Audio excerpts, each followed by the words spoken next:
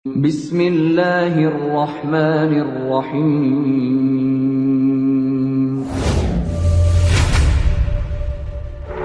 يا أيها الذين آمنوا ادخلوا في السلم كافة.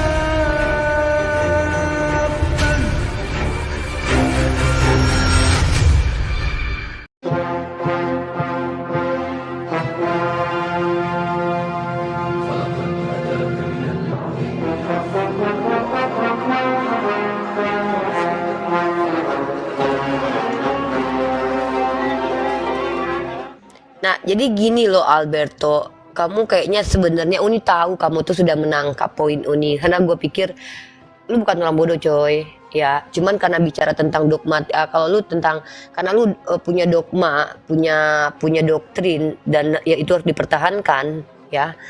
Uni nggak mau ke sana dulu. Uni nggak mau bicara tentang bagaimana memahami isi kitab kamu.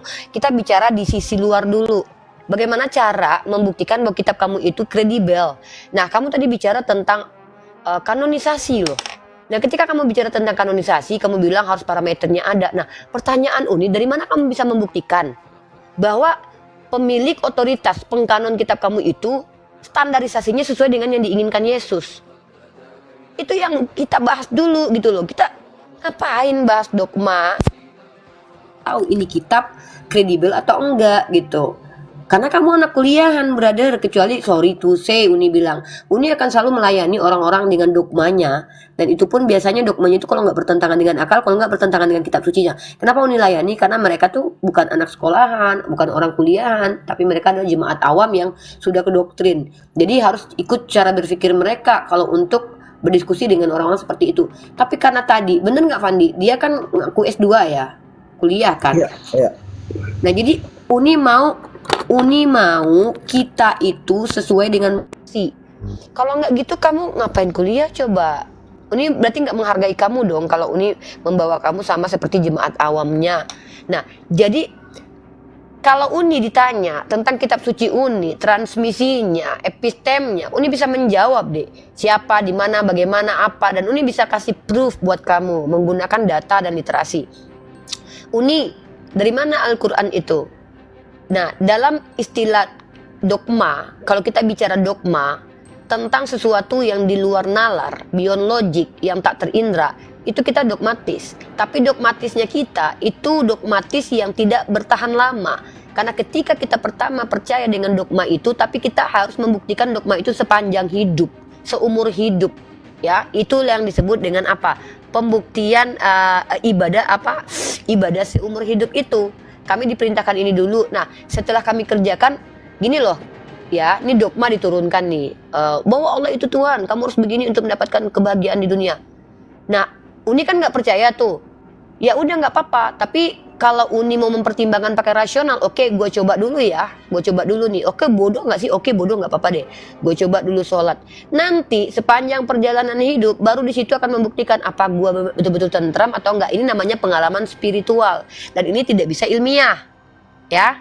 Ini tidak bisa ilmiah karena itu pengalaman spiritual. Setiap orang berbeda-beda tergantung situasi, kondisi, dan apa yang dihadapi. Ya, nah karena kalau kita bicara pengalaman spiritual, semua penyembahan Tublau juga akan ngaku bahwa enak banget coy hidup gue, ya.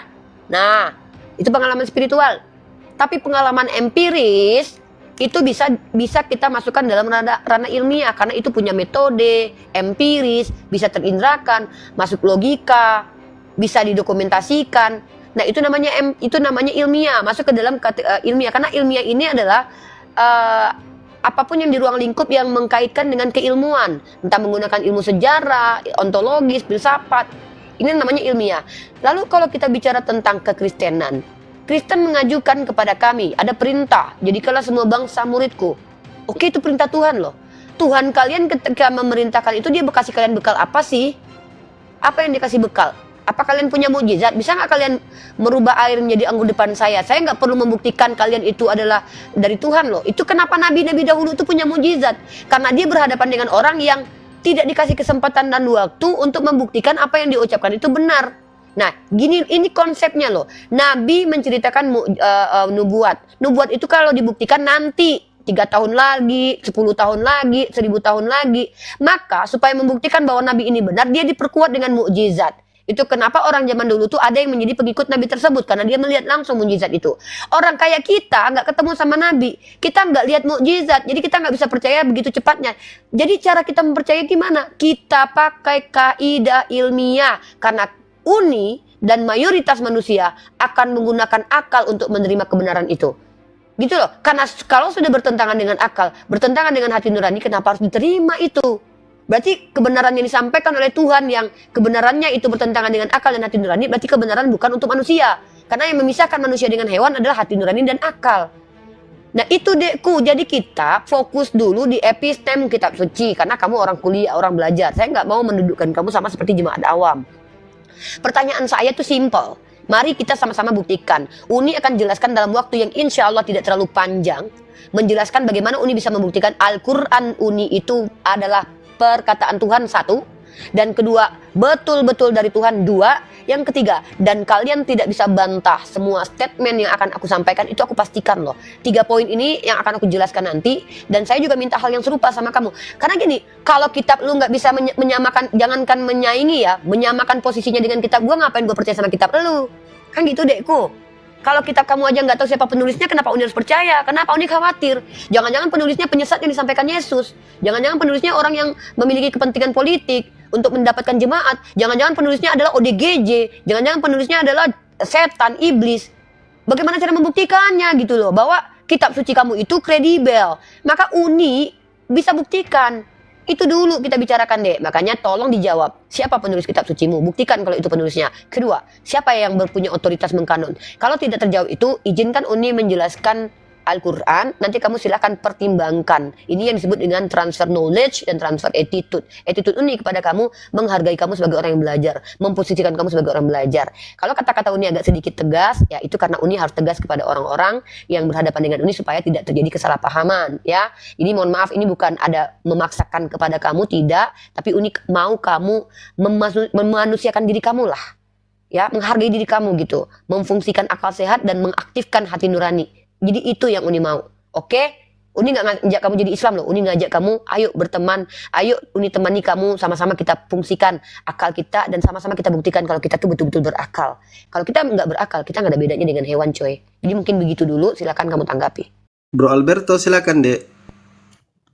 Iya ya, ada hal-hal yang melampaui akal ya, ada hal-hal yang masuk akal, tapi ada hal-hal yang kontra akal ya. Tapi itu tidak mungkin menjadi kontra. Sebenarnya gini, semua sudah jelas siapa penulisnya, siapa yang menulis. Kejadian ya jelas Musa ya, surat-surat itu Paulus ya, Injil itu Matius, Lukas, itu sudah jelas sebenarnya penulis-penulisnya. Jadi saya tidak perlu membuktikannya lagi karena nggak ada untungnya saya membuktikan, karena kalau kita melihat dalam kitab suci itu sudah jelas sekali.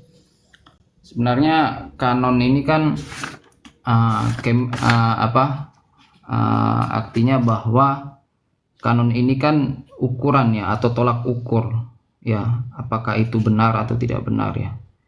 Jadi dinamakan kanon itu atau kononicitas, ada hal-hal yang masuk dalam ukuran kanon itu, yaitu dengan istilah ceretrium canonitas ya.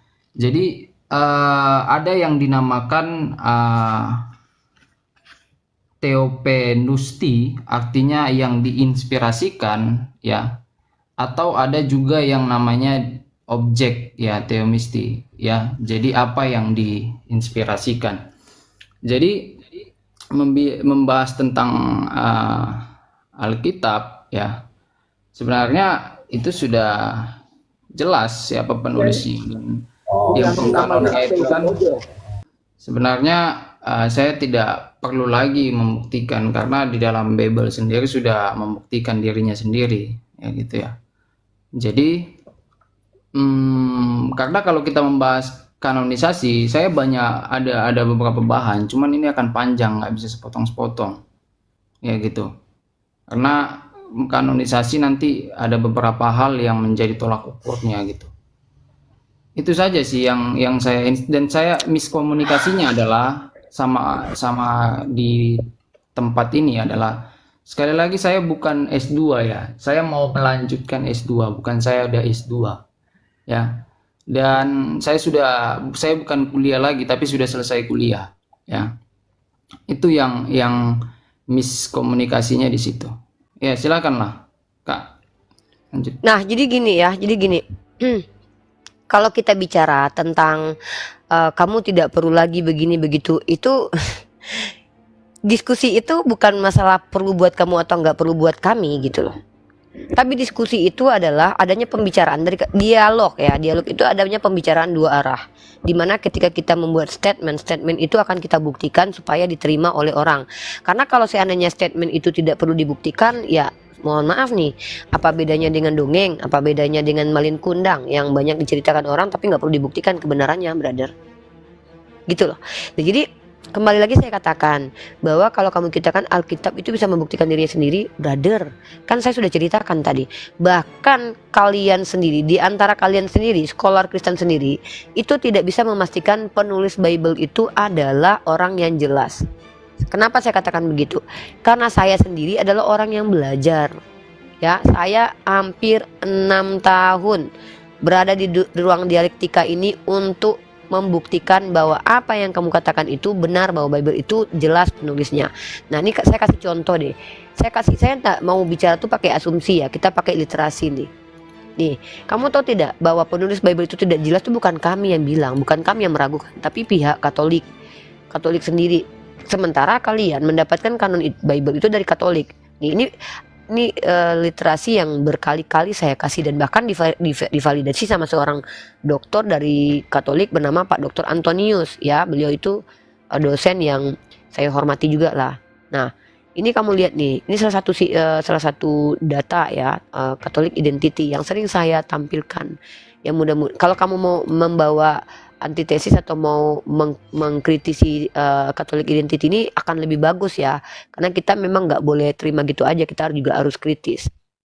Nah, kalau kita baca di sini, menurut Catholic Identity, penulis Matius contohnya, penulis Injil Matius yang menyandang nama Matius juga tidak pasti gitu. Tuh, ini bukan kami yang bilang, brother. Nah, penulis Injil yang menggunakan nama Lukas juga tidak pasti. Sementara kalian di dalam interan kalian sendiri mengatakan bahwa penulisnya nggak pasti, tiba-tiba kalian tawarkan kitab itu kepada kami dan kalian jelaskan dogma di dalamnya. Kenapa kami harus mendengarkan dogma di dalamnya sementara kami saja belum tahu penulisnya siapa? Saya pribadi tuh, saya tuh kalau seandainya saya terima penjelasan kamu, berarti saya mau dibodoh-bodohi dong. Nah, saya nggak mau dibodoh-bodohi karena saya manusia. Jadi yang membedakan saya dengan hewan itu adalah akal saya. Akal saya berfungsi. Saya gini loh, saya berpikirnya. Kitab itu nggak tahu siapa penulisnya, tapi sudah diklaim sebagai kitab suci. Penulisnya nggak tahu, nggak jelas. Kenapa harus dibicarakan gitu loh? Ngeri loh. Ini kita lagi berbicara sesuatu yang tidak jelas loh. Dan itu bukan perkataan kami aja. Makanya ada ilmu kritik teks dalam Bible. Nah, jadi ketika kalian sendiri tidak bisa, oke lah Uni, saya nggak berharap Uni percaya dengan Bible. Ini bukan masalah percaya atau nggak percaya, ini masalah argumen kita yang kita harus pertanggungjawabkan. Klaim kamu itu sangat bombastis mengatakan bahwa kitab itu jelas penulisannya, kitab Kejadian itu jelas penulisannya Musa. Dari mana kamu tahu? Kamu nggak punya teks asli kok. Kamu tidak punya. Bayangkan orang zaman dulu itu tidak punya dokumentasi yang membuktikan bahwa penulisnya Musa. 500 tahun sebelum Masehi, Taurat itu katanya dikitabkan. Konon katanya 3 abad sebelum 500 sebelum Masehi ya, atau ya hadir lah gitu. Dan 3 abad sebelum Masehi, ada orang-orang konon katanya, dan ini masih legenda ya, ini masih kedudukannya sebagai legenda dan bisa menjadi mitos kalau tidak bisa dibuktikan sama sekali ya, bisa menjadi dongeng juga kemudian. Bukan berarti, kecuali ada bukti satu saja misalkannya yang oke, kita bisa terima.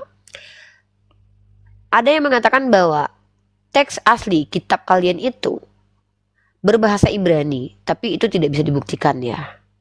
Ya, tapi kita bisa menganalisis dari kebudayaan orang terdahulu bahwa orang-orang Yahudi itu nenek moyangnya menggunakan bahasa Ibrani, dan itu pun bukan berarti bisa dipastikan loh, karena ada 2 bahasa nih, antara Aramaik dan juga Ibrani. Maka apakah betul bisa absolut dikatakan pakai bahasa Ibrani teks aslinya ke Torah? Belum tentu. Belum tentu, karena bisa jadi menggunakan bahasa Aram. Karena antara bahasa Aram dengan bahasa Ibrani itu ada kedekatan, tapi beda sekali penulisannya loh. Dan bayangkan ya, bahasa Indonesia aja satu literasi bisa gagal paham kita memahami diksinya, apalagi bahasa yang bahasanya berbeda, brother. Kemudian diterjemahkan konon katanya di zaman Raja Ptolemy. Di zaman Raja Ptolemy diterjemahkan, di mana yang menggagasnya itu adalah Raja Ptolemy. Coba, ada kepentingan politik di dalamnya. Seorang pemimpin ada kepentingan untuk katanya, konon katanya, mengupayakan supaya orang Yahudi yang telah berdiaspora itu bisa membaca kitab sucinya dengan menggunakan bahasa Yunani. Maka dituliskanlah kitab itu ke dalam bahasa Yunani. Bayangkan, ada proses pentranslitan bahasa. Jadi saya ingin membuktikan ya gini. Ketika ada proses mentranslate bahasa, maka saya ingin tahu bahwa pentranslate ini orang yang betul-betul paham fase bahasa Ibrani dan fase bahasa Yunani. Bisa nggak kalian buktikan kemampuan orang itu? Gimana mau membuktikannya? Orangnya aja kalian nggak tahu siapa. Emang kalian tahu siapa 70 sekian Rabi Yahudi yang menerjemahkan kitab bahasa Ibrani ke bahasa Yunani yang disebut dengan Septuaginta atau Pentateuch itu? Nggak tahu, brotherku. Jangankan kamu, pendetamu kamu suruh ke sini yang di Vatikan itu, yang Paus Vatikan itu, dipastikan tidak bisa menjawab. Karena ada literaturnya bahwa pentranslate kitab bahasa Ibrani itu ke dalam bahasa Yunani itu dianggap, dipercaya ada 70 sekian Rabi Yahudi. Lalu kalau kita tanya, siapa salah satu aja dari mereka? Kalian nggak bisa jawab. Bagaimana saya mau mempelajari bahwa pentranslate-nya adalah orang kredibel, bukan ODGJ, orang yang pasti bahasa Ibrani, orang pasti bahasa Yunani? Gimana saya mau bisa mempelajari itu sementara kita nggak tahu siapa orang itu? Jadi kenapa saya harus terima itu yang menulis kitab Septuaginta? Lanjut ke dalam kitab teks Mesorah. Mesorah itu adalah nama keluarga Israel, keluarga Yahudi. Di mana Mesoret ini, keluarga Mesoret ini adalah orang yang punya, kalau ibarat kata kalau dalam Islam itu kita tuh punya habaib ya. Habaib atau kita punya namanya ulama ya. Mereka tuh sudah terbiasa turun-temurun mewariskan kebiasaan. Kebiasaan apa? Kebiasaan belajar. Ya makanya ada ulama yang ilmunya bersanad, berkesinambungan. Anggaplah seperti itu keluarga Mesoret. Tapi apa punya kaidah ilmiah yang bisa membuktikan kalau mereka itu terpercaya, tidak berdusta, tidak punya kepentingan. Nah, Mesoret inilah orang-orang yang kemudian membukukan kitab suci teks Mesorah di abad ke-5 Masehi sampai ke abad 9 Masehi. Dan bukunya berbahasa Ibrani. Memang kalau kita lihat Dead Sea Scroll, Septuaginta, teks Mesoret ada kesamaan. Ada perbedaannya dan itu perbedaannya bombastis juga.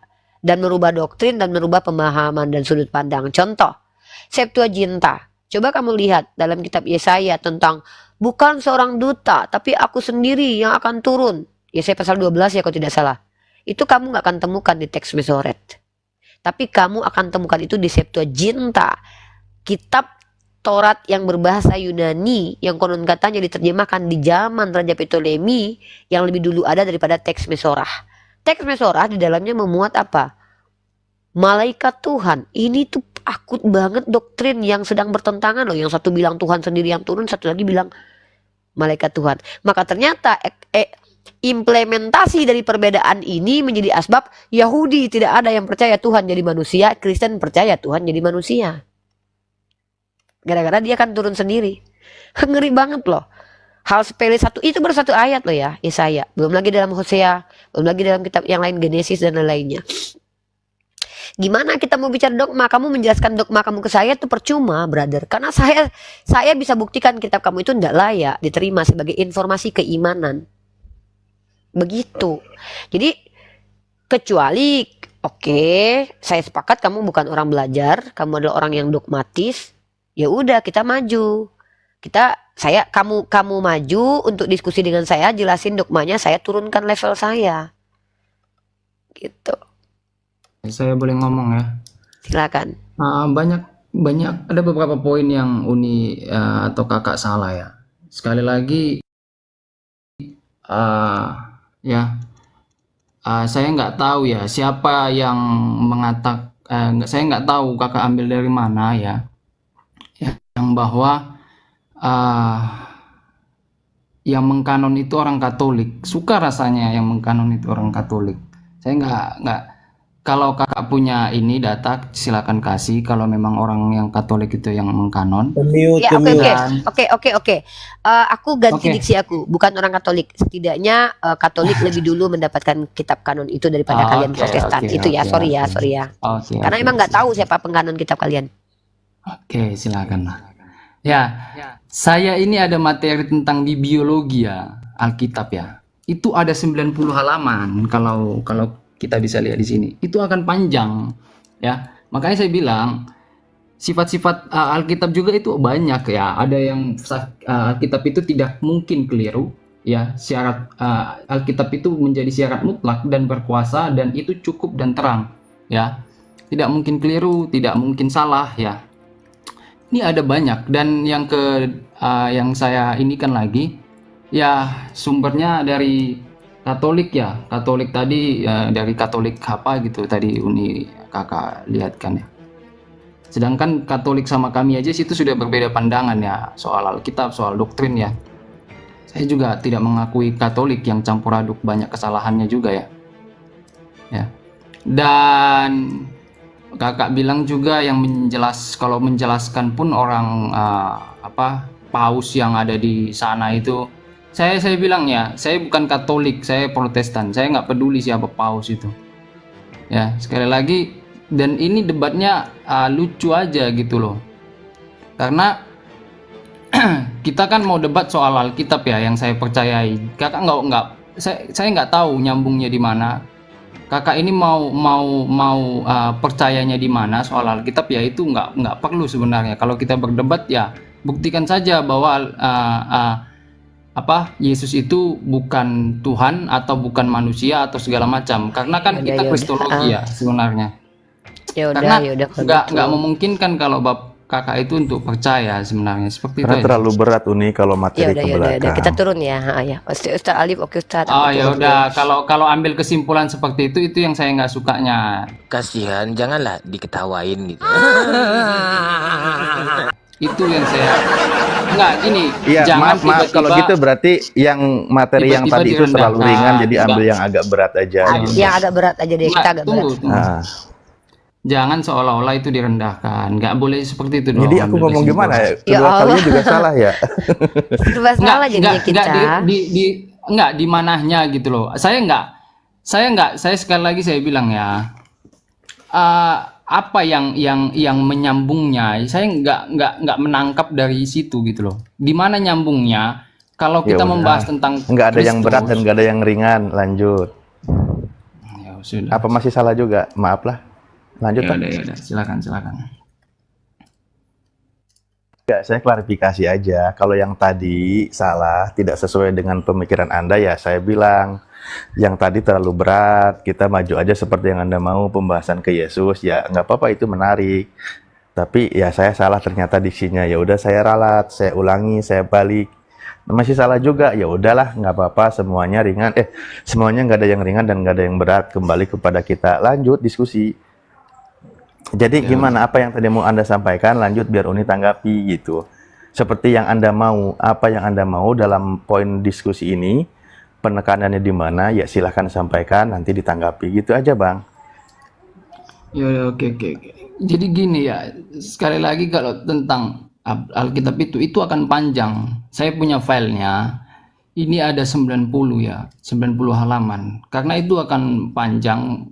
Mungkin kalian nggak akan mau mendengarkan itu atau kalian mau mendengarkannya silahkan. Tapi saya kalau mau ya kita sampaikan. Tapi itu sukar ya kalian mau. Jadi itu akan sangat panjang karena banyak yang saya akan kasih argumentasi. Misalnya kitab-kitab yang ditulis oleh Musa sebenarnya bisa dinyatakan bahwa yang ditulis-tulis Musa itu juga ada dikutip dalam perjanjian baru ya. Itu sudah mengkonfirmasi bahwa Musa lah yang menulis. Itu saja sih. Sebenarnya saya sekali lagi saya kalau berdebat berdasarkan Alkitab itu saja. Oke, silakan Kak, lanjutkan. Ya udah, kamu buktikan aja deh Yesus Tuhan udah. Itu loh, Bro Alberto, yang Yesus disembah itu loh. Aku tertarik itu. Bagus pembahasannya. Silakan, brother. Yang mana, Bang? Yang Yesus disembah-sembah itu loh sama orang-orang. Lanjut, lanjut. Oke. Atau mau dari situ argumentasinya bebas? Boleh, boleh, boleh. Mulai dari situ boleh, bagus, bro. Oke. Ya.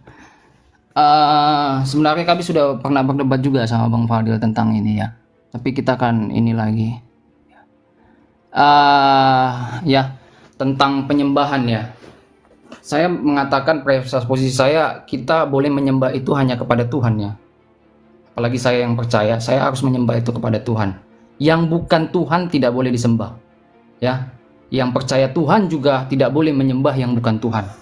Ya. Banyak ayat-ayat yang menyatakan bahwa Yesus itu disembah. Ya. Dari Matius 2 ayat 11 ya. Masuklah mereka di dalam rumah itu dan melihat ya anak itu bersama Maria, ibunya, lalu sujud menyembah dia. Dia ini siapa? Kristus. Mereka ini siapa? Orang-orang Majus. Jadi waktu anak itu masih sama Maria, masih kecil ya, atau masih kanak-kanak, itu sudah disembah ya, masih bayi. Sudah disembah oleh orang-orang Majus. Banyak ayat-ayat yang menyatakan Yesus itu disembah. Di Matius 14 ayat 33 juga mengatakan, orang-orang dalam perahu ini siapa? Murid-muridnya ya. Dan orang-orang yang ada ya, orang-orang yang ada di dalam perahu, orang-orang yang ada ini murid-murid menyembah dia. Dia ini siapa? Kristus. Sungguh katanya sungguh engkau anak Allah. Ya. Anak Allah ya. Gelar yang diberikan kepada Yesus itu anak Allah. Ya, anak Allah ya pastinya Allah ya. Ya, anak manusia pastinya manusia. Jadi di dalam Matius 28 ayat 19 ya, Matius 28 ayat 9, itu juga para wanita menyembah dia. Yesus berjumpa dengan mereka dan berkata, "Salam bagimu." Ya, mereka ini siapa? Perempuan. Memeluk kakinya, ya. Memeluk kakinya, kaki siapa? Kaki Yesus, serta menyembahnya, ya. Sekali lagi, wanita juga menyembah. Ya, Lukas 24 ayat 52, di sini juga murid-murid menyembah dia. Tetapi ini beda dengan cerita tadi yang di perahu. Di sini beda lagi. Mereka sujud, ya. Mereka ini siapa? Sekali lagi, mereka ini adalah orang-orang murid-murid Yesus, maksud saya. Sujud menyembah kepadanya siapa? Ini Kristus. Lalu mereka pulang ke Yerusalem dengan sangat bersukacita. Bukan hanya murid-murid saja yang menyembah Yesus ya, atau bukan hanya manusia saja yang menyembah Yesus, tetapi malaikat pun menyembah Yesus ya. Itu dalam Ibrani 1 ayat 6. Dan ketika ia membawa pula anaknya yang sulung ke dunia, ia berkata, semua malaikat harus menyembah dia ya. Ini semua malaikat harus menyembah dia. Dia ini siapa? Kristus, ya. Wahyu 5 ayat 8, ya. Di situ juga makhluk ya. Keempat makhluk itu menyembah Yesus ya. Keempat makhluk dan ke-84 tua tersungkur di hadapan anak domba. Anak domba ini Kristus ya, menggambarkan tentang Kristus. Wahyu 5 ayat 8. Ketika ia mengambil gulungan kitab, bersungkurlah makhluk-makhluk ya, yang tadi saya bilang kepada anak domba itu ya. Itu menjelaskan bahwa orang-orang itu menyembah Yesus ya. Dan tadi orang-orang malaikat, dan sekali lagi ini juga empat makhluk itu juga menyembah Yesus ya. Terus Thomas, Yohanes 20 ayat 28. Thomas menjawab dia, "Ya Tuhanku dan Allahku." Hanya dua kemungkinan. Yesus itu nabi asli atau dia itu Allah. Ya. Kalau dia nabi asli, dia nggak mungkin disembah. Ya, pastinya harus nabi palsu. Ya. Idealnya itu yang bukan Allah tidak boleh disembah. Ya. Itu dalam Ulangan 6 ayat 13 ya. Engkau harus takut akan Tuhan Allahmu dan haruslah engkau beribadah demi bersumpah demi namanya, haruslah engkau bersumpah. Ibadah ini kan penyembahan ya. Di dalam Ulangan 6 ayat 13. Jadi menyembah itu harus kepada Tuhan. Tidak boleh yang bukan Tuhan disembah. Oke? Di dalam Matius 4 ayat 8-9 kita melihat bahwa Yesus juga mengatakan bahwa yang kita boleh sembah itu Tuhan ya. bukan yang lain dari Tuhan. Dan iblis membawa dia pula ke atas gunung yang sangat tinggi dan memperlihatkan kepadanya semua kerajaan dunia dengan kemegahannya dan berkata kepadanya, semua ini akan kuberikan kepadamu jika engkau sujud menyembah aku. Tetapi Yesus menjawab apa? Hanya boleh kepada Tuhanlah kamu menyembah, ya. Duh, gimana ya cara jelasinnya? Duh, gimana nih ya? Hanya kepada Allah saja kamu menyembah. Ini menunjukkan bahwa penyembahan hanya kepada Tuhan yang patut menerima ya penyembahan manusia. Ya. Jadi yang patut menerima penyembahan manusia itu hanya Tuhan, tidak boleh selain Tuhan. Ya. Ada pasal-pasal orang yang mengasihi Tuhan yang tadi saya bilang di presupposisi saya tadi, bahwa ada orang-orang yang mengasihi Tuhan tapi tidak mau ya menyembah manusia. Mau menerima penyembahan, orang-orang yang mengasihi Tuhan tidak mau menerima penyembahan. Ya. Oke, Bang. Mantap. Kisah 10 ayat 25 ayat 26. Bang, Ya. boleh izin ya dibagi waktunya, mungkin Uni sedikit tanggapi dulu. Oh iya, Biar udah silakan. kita ini apa? Sebenarnya belum selesai juga sih. Terakhir. Ya, udah silakan.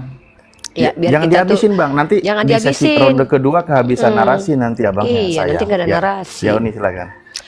Pertama, preposisi atau preposisi kamu ya, bahwa yang bisa disembah itu hanya Tuhan yang benar. Mohon maaf nih, itu secara realitas harus saya gugurkan. Kenapa? Kalau kita bicara penyembahan sebelum Yesus lahir itu sudah banyak penyembahan kepada dewa Molok, kepada dewa Baal. Apakah setiap yang disembah adalah Tuhan? Kan nggak begitu. Nah, karena kamu mengusung Yesus sebagai Tuhan yang disembah, kamu membuktikan bahwa dia pernah disembah, bukan berarti dia adalah Tuhan. Kenapa? Saya juga bisa membuktikan kalau batu juga ada yang menyembah. Mohon maaf nih ya, kalau kita bicara tentang dewa-dewa gitu, ada batu yang bernama El, itu juga pernah disembah. Apakah dia ketika saya buktikan pernah disembah maka dia adalah Tuhan? No brother, ya, itu hancur sekali cara berpikir seperti itu, logika seperti itu. Jadi bukan berarti sesuatu itu pernah disembah maka dia adalah Tuhan. Karena kita tahu, orang agama tahu, yang namanya agama ini banyak dan berprogres ya. Nah, terkait tentang orang yang menyembah kepada Yesus lalu dikatakan dia adalah Yesus, kamu baca dalam Keluaran pasal 18 nomor 7. Lalu keluarlah Musa menyongsong mertuanya itu, sujudlah ia kepadanya dan menciumnya. Musa sujud kepada mertuanya. Apakah mertuanya dituhankan oleh Musa? Tentu tidak. Kejadian pasal 23 nomor 7. Kemudian bangunlah Abraham lalu sujud kepada Bani Het, penduduk negeri itu. Abraham sujud kepada Bani Het. Apakah dia mengingkari menyembah kepada Tuhan yang benar? Apakah dia menuhankan Bani Het dengan sujud kepada Bani Het? Tentu tidak. Lagi-lagi juga begitu juga dengan Yakub yang sujud kepada Esau dalam kitab Kejadian pasal 23. So ya, dalam bahkan Yakub mengatakan dia adalah hamba Esau. Beginilah kata hambamu Yakub. Bayangkan loh, hambamu Yakub loh, seolah-olah dia menghambakan diri loh kepada si Esau. Apakah dia menuhankan Esau? Tidak. Jadi kenapa bahasa-bahasa seperti ini ada dalam Bible? Ada perbedaan. Kalau di dalam Islam itu kami mengatakan sujud itu bukan berarti menyembah. Contoh, ketika Allah Subhanahu wa taala berkata kepada para malaikat, wa isqala rabbuka lil malaikati isjudu li adama fasajadu illa iblisa. Kata sacah dalam bahasa Ibraninya sujud. Jadi ada dalam bahasa Yunani itu ada dua, lautreo sama proskoneo, kurang lebih seperti itu. Tentu maknanya nggak mungkin sama, ada perbedaan sama, seperti mengabdikan diri dengan sujud itu berbeda. Tidak semua sujud itu adalah pengabdian diri menjadi hamba, bukan. Ada yang namanya dulu sujud menghormati, seperti para malaikat yang diperintahkan untuk menghormati Adam dalam Al-Quran dengan bersujud. Begitu juga dengan Bani Het yang dihormati oleh Abraham, dengan Bani Het disujudi oleh Abraham. Begitu juga Musa. Jadi kalau ada yang sujud sama Yesus menurut tradisi agama Samawi, itu belum tentu menuhankan Yesus, karena tradisi seperti itu sudah sering dilakukan oleh tokoh-tokoh Bible sendiri. Kalau kamu mau mengatakan bahwa sujud artinya menyembah, ya udah, berarti kamu mengatakan Abraham itu menuhankan Bani Het, Musa menuhankan mertuanya, kan begitu. Nah, terus saya mau kamu bawa satu dalil dulu, kita bahas dalil itu. Contoh, Majusi sujud kepada Yesus. Oke, kamu bawa itu yang pertama tadi kan? Benar nggak, brother? Ya, silakan. Nah, kita kupas tuntas ayat ini menggunakan akal logika sehat berpikir yang paripurna ya. Majusi itu menyembah Yesus di ayat Matius 2 ya kayaknya. Matius 2. Ini ada. Matius 2 1-12. Oke. Nah, sesudah Yesus dilahirkan di Bethlehem di tanah Yudea pada zaman Raja Herodes, datanglah orang-orang Majus dari timur di Yerusalem. Kamu tahu nggak orang-orang Majus ini orang apa? Kamu tahu nggak orang Majus ini orang apa? Yesus mengatakan bahwa hanya dia, tidak semua orang mengenal Allah. Tiba-tiba kamu mengatakan Majusi menyembah kepada Yesus. Ini lucu tau. Majusi ini penyembah api loh. Tiba-tiba dia menyembah Yesus. Dari mana dia tahu kalau Yesus adalah Tuhan? Atau jangan-jangan kalian mengikuti orang Majusi menyembah Yesus? Berarti kalian mengikuti orang-orang penyembah api dong yang menyembah manusia. Nah, itu juga harus direnungkan hal-hal seperti itu. Ya. Nah, apa yang kamu bawa itu dibantah sendiri oleh kitab suci kamu. Nah, kalau kita lihat di sini, orang Majusi ini adalah raja-raja. Ya, orang-orang Majusi yang mana mereka ini penyembah api. Kalau kita bicara orang Majusi, kemudian mereka itu dikatakan menyembah kepada Yesus. Ini lucu nih. Coba kamu pikir secara akal sehat deh. Penyembahan yang mereka lakukan kepada Yesus itu apakah menuhankan? Berarti mereka percaya Yesus Tuhan. Lah, tahu dari mana mereka bahwa Yesus adalah Tuhan? Segampang itu mengenal Tuhan. Nah, gitu, itu juga harus ditanyakan gitu. Tuh ya, gitu. Alberto, dan kamu tahu tidak, dan di manakah dia raja orang Yahudi itu yang baru dilahirkan itu? Kami telah melihat bintangnya di timur dan kami datang untuk menyembah dia. Hati-hati loh dengan bintang timur loh, karena yang berkaitan dengan bintang-bintang ini Lucifer itu kan kalian percaya ini yang jatuh gitu, malaikat yang jatuh. Jadi ketika orang Majusi yang menggagas dan membuat ide bahwa Yesus adalah Tuhan lalu kalian ikuti, ya berarti kalian mengikuti orang Majusi dong, menyembah Yesus. Itu konsekuensinya. Nah gitu brother. Ustadz Ali silakan ditambahkan. Sedikit lah ya, aku sedikit Uni. Dan Bang Alberto, kan Bang Alberto ini juga tadi saya dengar cukup ini ya, apa kan sampai mau ke S2 ya, artinya memang orang yang akademis lah dalam sebuah pembahasan. Sebelum lebih jauh ke ranah kitab, kita jalan-jalan dulu nih ke daerah-daerah ya. Karena di sebuah daerah di Sumatera paling selatan namanya Lampung, itu ada istilah namanya tari sembah. Ada itu Bang. Nah, yang mereka lakukan ketika ada orang tokoh yang dihormati itu melakukan sebuah tarian, nama tariannya itu tari sembah gitu, tari persembahan. Nah, sembah di situ maksudnya apa? Sebagai sebuah penghormatan, menghormati tokoh-tokoh untuk datang sebagai tarian persembahan. Bukan berarti sembah di situ maknanya beribadah atau menuhankan, nggak ada. Salah paham itu.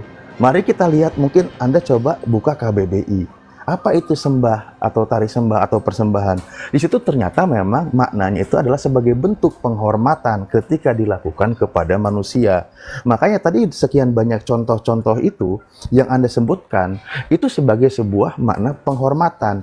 Tetapi Anda memang larikan doktrin kata sembah itu diposisikan kepada Tuhan.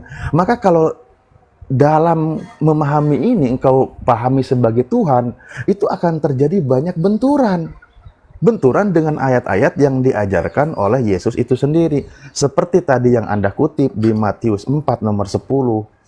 Ya di situ jelas kata Yesus kan, sembahlah Allah Tuhanmu, hanya kepada Dia sajalah engkau berbakti.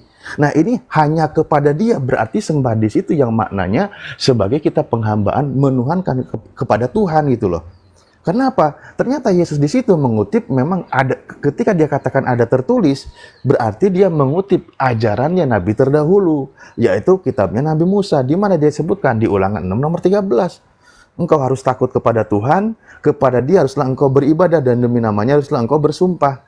Nah, makna Yesus yang ajarkan sembahnya di situ kepada Sang Maha Esa, satu-satunya Tuhan, itu makna yang benar ketika sembah itu diperintahkan oleh seorang nabi kepada Tuhan. Tapi ketika manusia ke manusia yang lain, itu maknanya sebagai sebuah penghormatan. Jangan dimaknai sebagai kepada menyembah Tuhan. Karena itu berlawanan dengan ucapan Yesus gitu loh. Dengan apa yang diajarkan oleh Yesus. Disinilah memang kawan-kawan Kristen lebih mengambil dalil menuhankan Yesus dari pernyataan manusia agar Yesus itu Tuhan ketika dia disembah dimaknai sebagai Tuhan. Padahal Yesus sendiri mengajarkan yang namanya menyembah kepada Tuhan itu bukan kepada dia, tetapi kepada yang mengutus dia gitu. Nah, ini yang perlu kita pahami, perbedaan makna dan penempatan kata, di mana kata makna sembah itu kepada manusia dan makna sembah itu kepada Tuhan gitu loh. Gitu, brother. Oke, masih ada yang Oh, saya kurang lama ya? Oh, iya siap, lanjut. Udah ya. Anda memakai KBBI itu runtuh sekali ya dasar Anda pakai KBBI. Tapi saya akan mengutip dulu dengan Kak Undarifa Sebentar, karena kitab Anda konteks sendiri bahasa Indonesia atau bukan? itu terjemahannya ya. Lah iya, yang Saya- tadi kita bahas, sembah Tunggu itu dulu. bahasa Indonesia bukan? Anda mau buka bahasa aslinya, itu tetap penyembahan juga. Lah iya, kita membahas kata Terus? sembah, itu Tunggu bahasa dulu. Indonesia atau bukan? Kan dipotong lagi. Enggak, saya nanya. Ini terjemahan yang sesuai dengan original teks ya.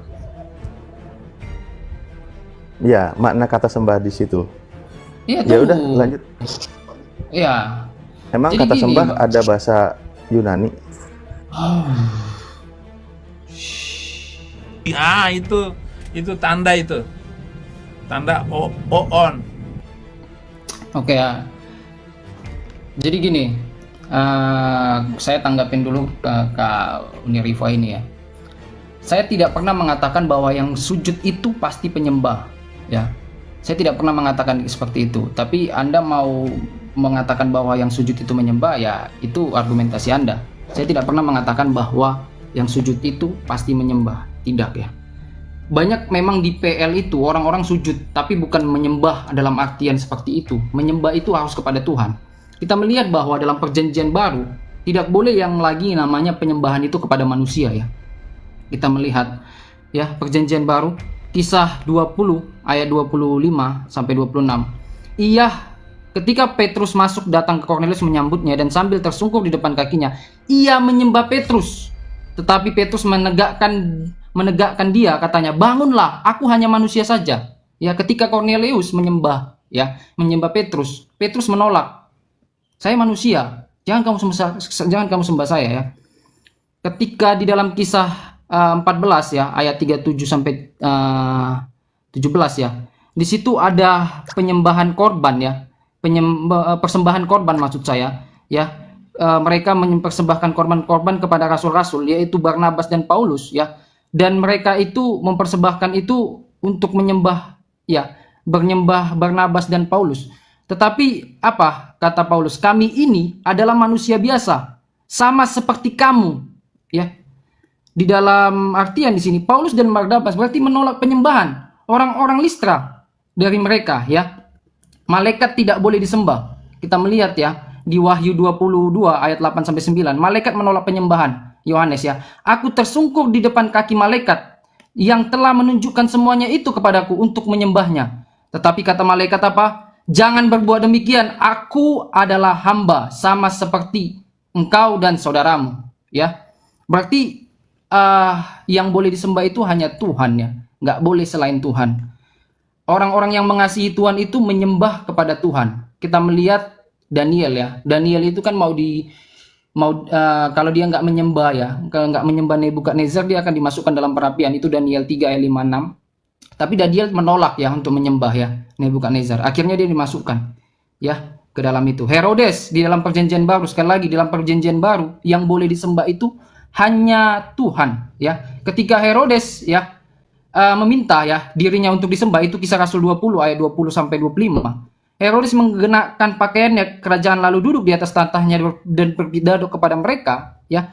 Di sini melihat lagi bahwa kalau kita melihat secara seksama bahwa di situ Herodes ingin disembah ya, dihormati. Jelas nampak bahwa hanya boleh Allah saja ya. Jelas nampak hanya penentang-penentang Kristus, artinya iblis yang merebut penyembahan kemuliaan Tuhan. Ya, mereka merebut itu. Yesus itu tidak pernah mengatakan memang aku Tuhan sembahlah aku. Tetapi Yesus itu tidak pernah menolak penyembahan itu. Mengenai orang Majus, saya akan menjawab ya. Mengenai orang Majus. Orang Majus itu kan dari timur ya. dari timur. Dan sekali lagi saya membenarkan penyembahan orang Majus, bukan saya mengikuti kepercayaan orang Majus. Penyembahannya itu yang saya imani bahwa penyembahan kepada Tuhan. Dan kita melihat konteks di dalam perjanjian, ya, perjanjian lama dan perjanjian baru. Sebenarnya di dalam perjanjian baru itu sudah jelas ya, tidak boleh lagi menyembah yang bukan Tuhan. Ya, perjanjian lama itu boleh menyembah kepada yang bukan Tuhan, tetapi orang-orang yang mengasihi Tuhan tidak ada menyembah yang kepada bukan Tuhan. Saya artikan tadi sekali lagi, sujud itu bukan berarti menyembah. Saya juga tidak pernah mengatakan seperti itu, kecuali Umi percaya atau Uni Rifa percaya bahwa sujud itu menyembah, ya. Dan di dalam Alkitab perjanjian baru kita harus melihat yang kesalahannya lagi, bahwa kita boleh menyembah kepada manusia. Saya sudah bantah, ya, manusia tidak boleh disembah. Saya sudah kasih ayat-ayatnya. Tadi Bang Arif tadi mengatakan bahwa kita boleh ya menyembah tanda penghormatan kepada orang tua apa segala macam. Kita masuk ke dalam konteks Yahudi tidak boleh sama sekali. Penyembahan itu hanya boleh kepada Tuhan, nggak boleh kepada manusia. Silakan. Aku masuk pakai pendekatan bahasa Ustaz Alif lagi ya, pakai pendekatan logika. Nah jadi teman-teman, kamu tuh gitu loh, kamu bilang tadi ya sujud itu tidak menyembah. Nah saya mau menggunakan pendekatan bahasa. Saya kutip ayat yang kamu bacakan tadi ya, dimana kamu katakan bahwa Petrus ini ya, dia menyembah dalam makna dia akan menuhankan. Nah kurang lebih seperti itu. Nah mari kita lihat kata apa yang dia pakai. Kata yang dipakai di sini adalah proskuneo ya, kata proskuneo. Dan ternyata bahkan Ibu Rita Wahyu sendiri itu menyamakan proskuneo dengan kata sacah atau bersujud ya. Nih kita lihat nih, pakai ada dua diksi sebenarnya. Jadi ada kata lautrio dan proskuneo. Dan ternyata di sini kata Ibrani sacah ini sacah atau sujud dalam bahasa Arabnya, sujud sajada. Ingat ya, bahasa Arab dengan bahasa Ibrani itu serumpun loh. Sacah, apapun lah bacaan dalam bahasa Ibrani ini ya, karena ini menggunakan huruf sin, kemudian huruf het dan huruf hei ya. Kalau aku bacanya sakah gitu ya. Kemudian kalau dalam bahasa bahasa Arabnya itu sajada, dari kata saja dan da, sujud. Nah ternyata padanan kata Yunaninya menurut Berita Wahyu adalah proskuneo. Artinya ini yang saya bilang, tidak semua sujud itu adalah menyembah. Faktanya kata yang dipakai untuk menyatakan si ini tadi ya, si Keluaran tadi yang dimana Musa sujud kepada mertuanya itu ya, dia menggunakan kata sakah, sama proskuneo juga. Jadi si Musa berproskuneo kepada mertuanya. Apa dia menyembah seperti yang kamu duga kepada Petrus yang disembah itu? Ini sama, Musa itu dia sakah juga, dia sama proskuneo juga kepada mertuanya. Apa kamu mau mengatakan Musa ini menyembah kepada kepada mertuanya, sama dengan Abraham kepada Bani Het? Apakah menggunakan kata yang sama? Mari kita lihat ini, nih sama kata-katanya, tuh, sakah ini padanannya menurut siapa? Menurut Berita Wahyu loh, sebagai pengajar Bible dia, nih Sarapan Pagi Biblika. Menyamakan dengan proskuneo. Kalau Ibraninya sakah, kalau Yunaninya proskuneo. Nah, di sini si Petrus diproskuneo kan sama orang, dia menolak itu. Ya, dia menolak itu. Nah, artinya itu saya bilang tidak semua sujud itu adalah penyembahan. Karena itu terjadi kepada Abraham dan juga kepada Musa. Nah, terus kalau kamu bilang misalnya hanya Tuhan yang berhak disembah, tiba-tiba Yesus disembah. Loh, bukan cuma Yesus doang, brother. Karena aku udah bilang Zeus juga disembah loh. Pada dewanya, penyembahan orang Majusi kepada Tuhannya, penyembahan kalian kepada Yesus itu adalah penyembahan yang benar. Dan makanya menyembah yang benar, karena kalian mengaku pengikut Kristus. Pertanyaannya, apakah Yesus mengajarkan untuk menyembah dia? Kalau Yesus tidak mengajarkan menyembah dia karena ajaran orang Majusi. Begitu. Itu konsekuensinya. Kalau kamu mengakui ya, saya berhenti loh diskusi sama kamu loh. Penyembahan kepada Yesus itu bukan mengikuti perintah Yesus, tapi mengikuti kelakuan manusia-manusia yang menjadikan Yesus sebagai Tuhan. Kalau kamu akui itu, kita silakan. Lanjut, Alif. Nggak, dia konfirmasi dulu. Baru saya ini. Assalamualaikum. Waalaikumsalam. Alhamdulillah, ana mukmin. Siap. Alhamdulillah anak mukmin. Tapi typingnya di bawah Allah yang Esa bintang itu malaikat. Saya mukmin, bukan muslim. Muslim itu Oh, ajaran mukmin. ayah Ibrahim. Waalaikum musyrikin kafirun. Apa arti mukmin? Ajarannya ayah Muhammad Sallallahu No, Alaihi no, no. Wasallam. Saya tanya apa arti mukmin, bukan ajaran siapa. Coba kalau ditanya apa, jawabnya ya bukan siapa. Mukmin ini kan di atas muslim. Saya tanya arti mukmin apa? Apa di atas? Di atas nggak ada yang di atas. Emang orang lagi bertengger-tengger di mukmin. ya mukmin muslim mukmin. Makanya kalau mukminah. seandainya nggak ngerti dengan apa yang kamu ucapkan, jangan sosok mengklaim, bikin malu dirimu sendiri loh. Ya, Kamu.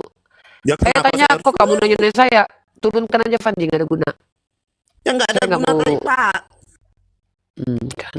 Ya ngapain kita mengkonfirmasi dulu tuduhan saya. Tuduhan saya adalah ini tuduhan serius.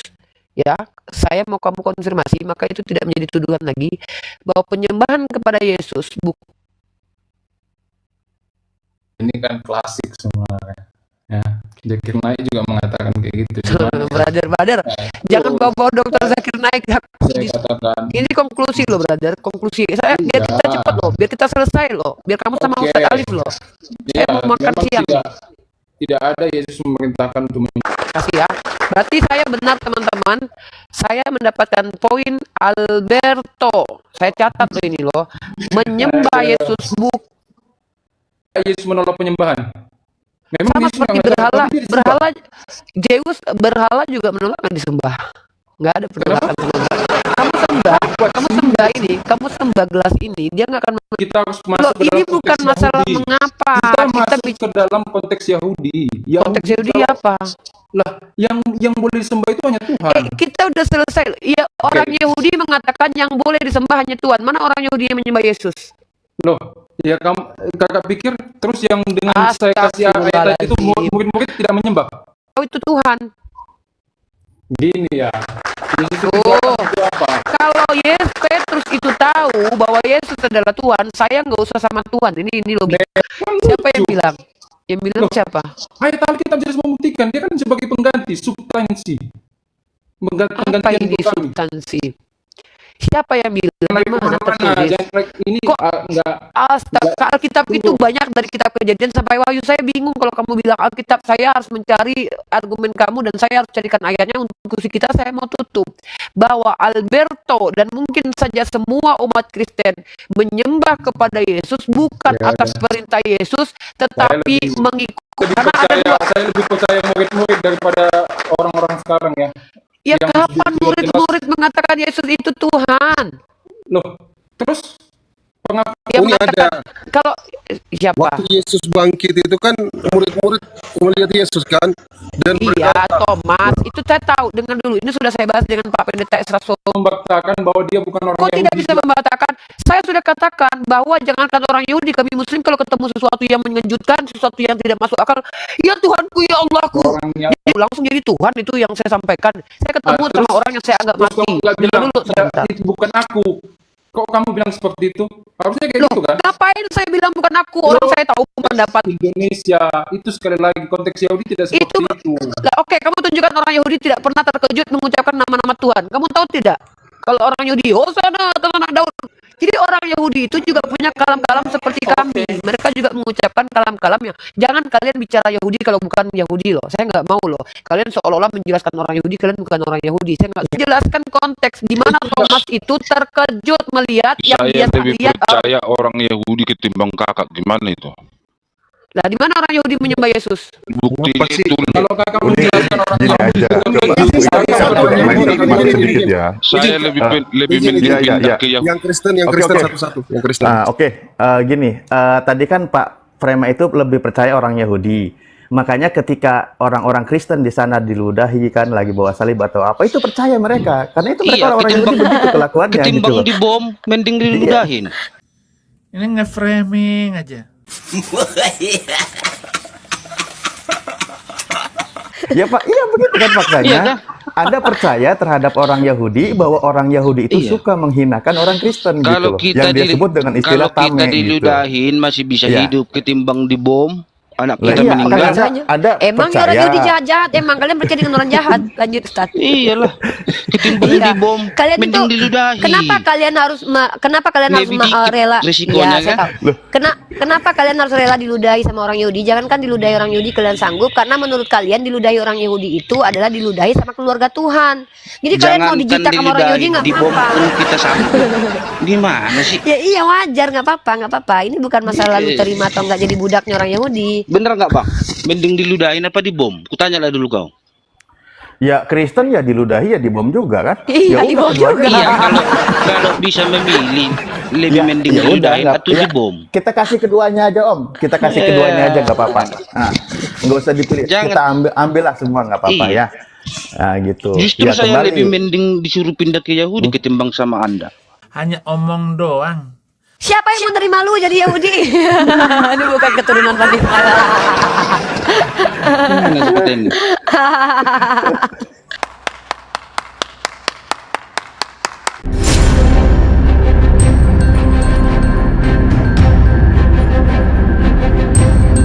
The religion of Jesus was Islam. Because with Allah, there is only one religion. He says, Inna dina indallahi al-Islam.